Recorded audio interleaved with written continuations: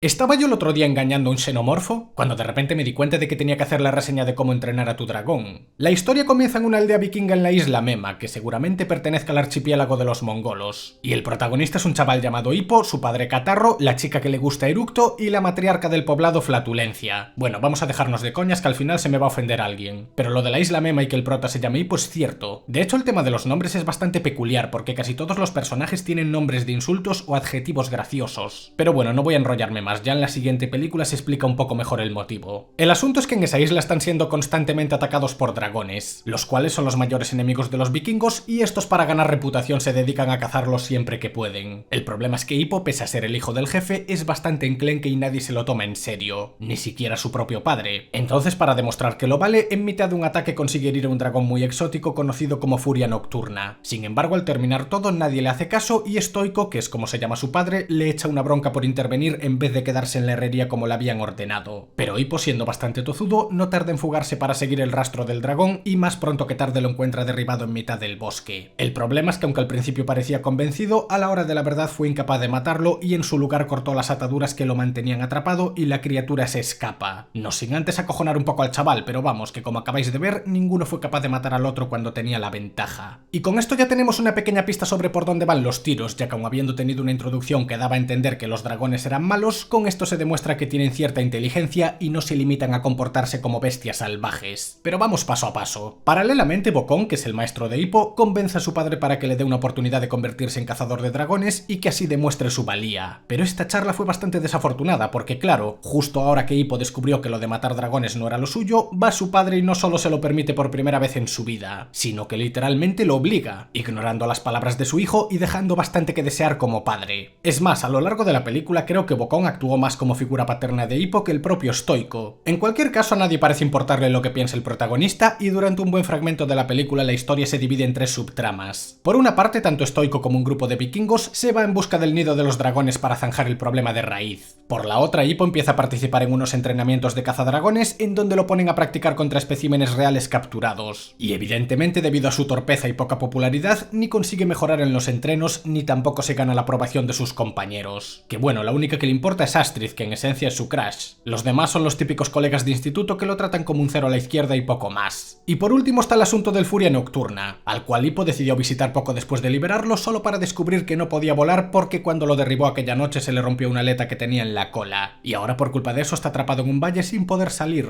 Y este es el detonante principal de la trama, ya que al principio el protagonista lo observaba desde la distancia sin atreverse a interactuar con él, pero poco a poco le va perdiendo el miedo y descubre que los dragones no son para nada como los ponían en los libros de historia que le mandaban estudiar. Al contrario, son criaturas dóciles e inteligentes que si les das la confianza suficiente serían el equivalente a perros voladores pero con escamas. Al cabo de un tiempo el protagonista bautiza al dragón como Desdentado. Y sí, ya sé que muchos de vosotros lo conoceréis como Chimuelo, pero cada país tiene su doblaje y seguir discutiendo por estas paridas en pleno 2022 me da bastante vergüenza. Así que como ambas versiones son correctas no pienso dedicarle ni un segundo más a este tema. Realmente el dragón sí tiene dientes, pero como son retráctiles pues a veces parece un bebé, cosa que por cierto contrasta bastante con la idea que tenía de los dragones, ya que se suponía que eran fieros y este parece un peluche a gran escala. El caso es que con el tiempo Hippo se va desinteresando cada vez más por los entrenos y visitando más a menudo a Desdentado, hasta que un día le fabrica una prótesis para su cola y gracias a eso consigue volar sobre él, un poco a lo precipitado pero volando a fin de cuentas, aunque sin un jinete que maneje el arnés sería imposible mantenerse en el aire, por eso todavía le quedan muchos aspectos por pulir.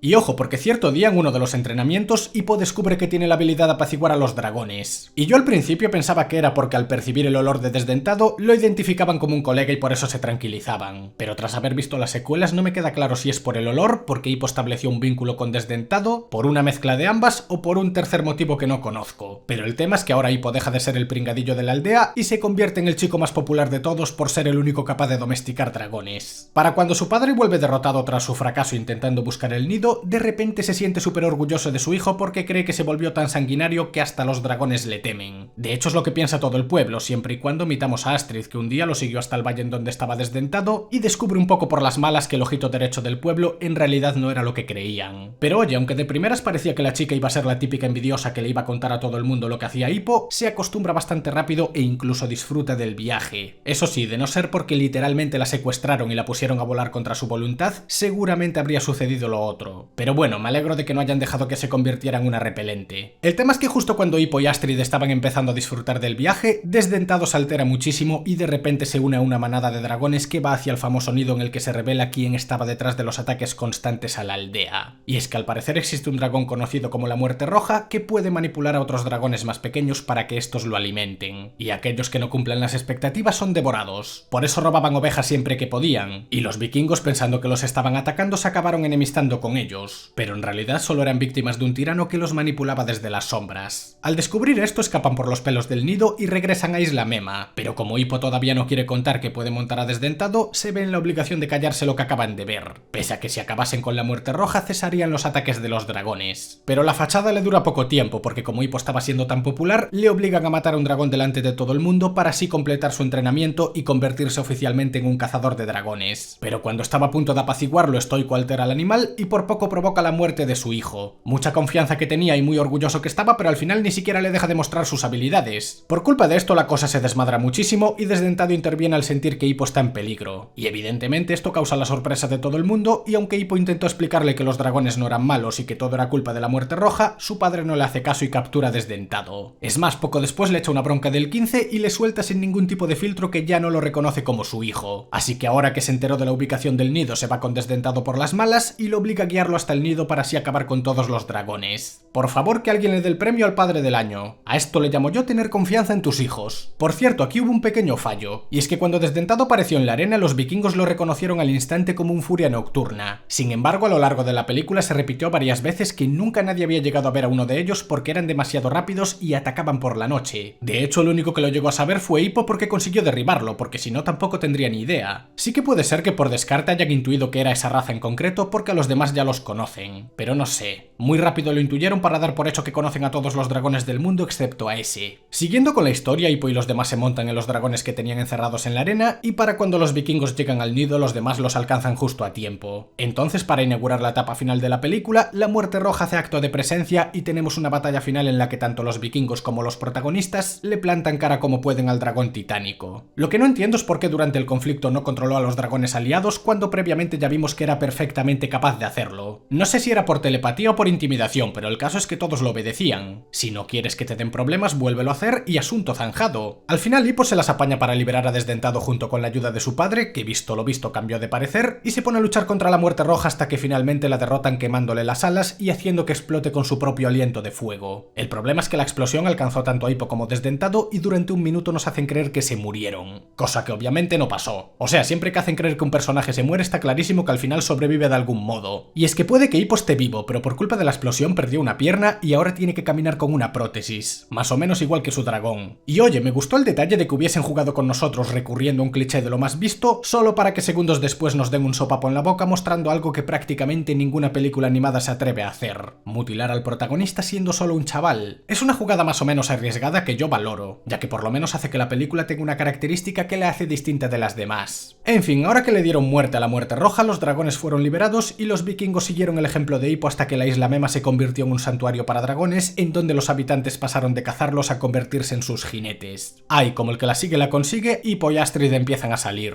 La película de Cómo entrenar a tu dragón me sorprendió en el mejor de los sentidos. Tiene un ritmo agradable con el que no se siente ni muy apurada ni tampoco muy pausada, puesto que a cada situación se le dedica el tiempo necesario sin pasarse ni quedarse corto. La animación es de una calidad muy alta incluso para la época. Además, los escenarios mostrados junto con la banda sonora hacen que la película sea muy inmersiva, que para una historia con temática nórdica siempre es un punto a favor. La batalla final me pareció bastante satisfactoria. Es como un videojuego en el que te tienes que enfrentar al final boss. Y ya que hablamos del tema, la variedad de diseños con los dragones le da muchísimos puntos a favor del lore de la saga, especialmente el de la Muerte Roja porque es intimidante, peligroso y con un contexto que me gusta, ya que es un dragón que esclaviza a otros para que lo alimenten con la capacidad de desestabilizar todo el ecosistema de la zona. Pero lo dicho, no se limitaron a enseñar al típico dragón que escupe fuego, ya que aquí los hay de todos los colores y tamaños y eso siempre es positivo. Puede que el concepto no sea muy original, es decir, fantasía épica, gente cabalgando sobre dragones, no es ninguna novedad en este tipo de historias, pero sí que es cierto que aquí se ejecutó bien. Al ver esta película y la manera en la que Hippo va conociendo mejor a Desdentado hasta que finalmente domina el vuelo y salva a todo el mundo, demuestra que si el guión está bien escrito, incluso con 1 hora y media es suficiente para crear una buena trama. Un ejemplo de cómo no hay que hacer estas cosas es con la adaptación de Eragon, que ahí se pasaban por el forro la mitad de las cosas del libro, el protagonista era más Gary Stu incluso que en la obra original, y los personajes tenían menos desarrollo que una piedra. piedra. Y el concepto es el mismo, un jinete de dragón que cambiaría el entorno en el que vive. La diferencia es que ahí lo hicieron como el culo y en esta película se hizo genial. Además, que el concepto no sea original y que la fórmula sea parecida a la de otras películas no es algo necesariamente malo, ya que a fin de cuentas está pensada para que la vean niños, y en vista de que en su día pude disfrutar de buenas películas con diferentes valores y enseñanzas, las nuevas generaciones también tienen derecho a hacerlo. Otra cosa sería no innovar en absolutamente nada y caer en lo monótono, pero que sigan una serie de patrones y que a partir de ahí desarrollen su libertad creativa no me parece algo malo. Se podría decir que la película de Cómo entrenar a tu dragón es el equivalente al Rey León de las nuevas generaciones. O bueno, por lo menos lo fue hace 12 años, pero ya me entendéis. Estoy seguro de que los que nacieron sobre los años 2000 le tienen un cariño especial. El punto fuerte de la película es el vínculo que se va forjando entre Hippo y Desdentado, que no solo actúa como núcleo de la historia, sino que además ayuda a desarrollar a los personajes y a construir unas bases nuevas a partir de las cuales se formarían las entregas futuras. Si aquí partimos de la idea de que dragones y humanos son enemigos, a partir de la segunda entrega será lo opuesto. Y eso, como ya habréis notado, abre un abanico nuevo de posibilidades del que se pueden sacar muchas buenas ideas. De hecho, el vínculo entre los protagonistas no solo se basa en lo emocional, sino también en lo físico, ya que Hippo era un don nadie antes de conocer a Desdentado y el dragón no puede volar sin su ayuda. Y ahora que el chaval perdió una pierna, pues son más parecidos todavía. Los personajes en general estuvieron muy bien escritos. De Hippo ya dije lo que tenía que decir, y en cuanto a Desdentado, pues ¿qué os voy a contar? Tiene más carisma sin decir ni una sola palabra que muchos personajes de otras películas que solo sueltan paridas para dárselas de guays. Vamos, que desborda personalidad.